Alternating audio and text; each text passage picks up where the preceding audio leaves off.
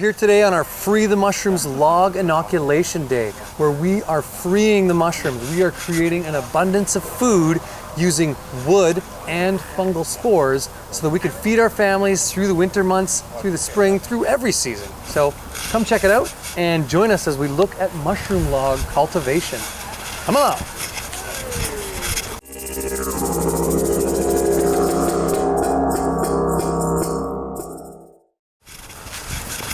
This is a pretty efficient little team we got going. Once you get a few people doing this, it's pretty fast to do like 100 or more logs. For about $60 worth of spawn and a whole lot of labor, we've got ourselves probably a few hundred pounds of mushrooms that are growing here. Basically what we're doing is we are drilling holes in the logs to fit the grain spawn that are in these little plugs.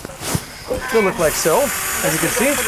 We're gonna pop those into the logs, and then we got a crew over here waxing over the hole. This way, it'll cover them up, and we'll be able to have these fruit out mushrooms. These are oysters.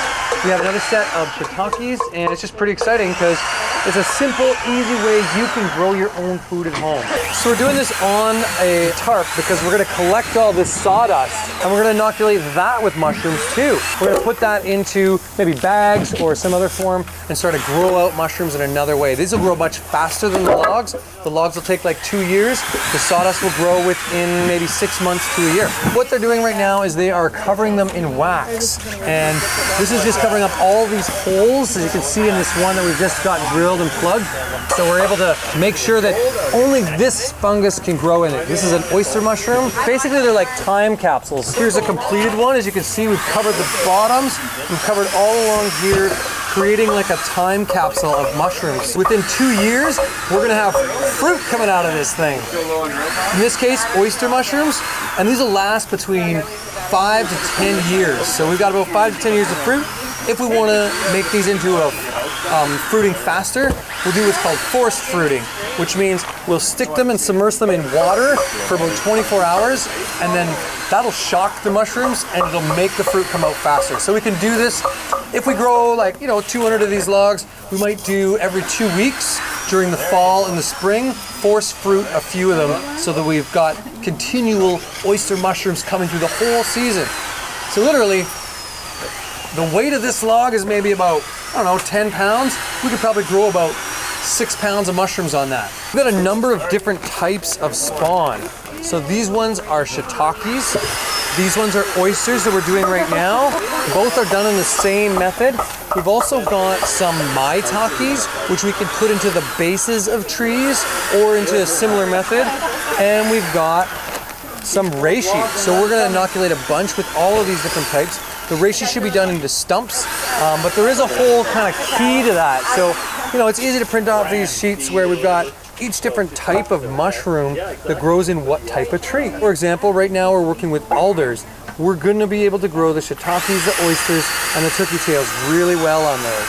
Whereas the reishi, we're going to need like a maple or a plum or an oak or a cherry. Picking the right tree for the right mushroom is what we got to do, but it's really easy. There's so many different places you can get these. These ones are from Puget Sound Exotics, and they're based out of Washington.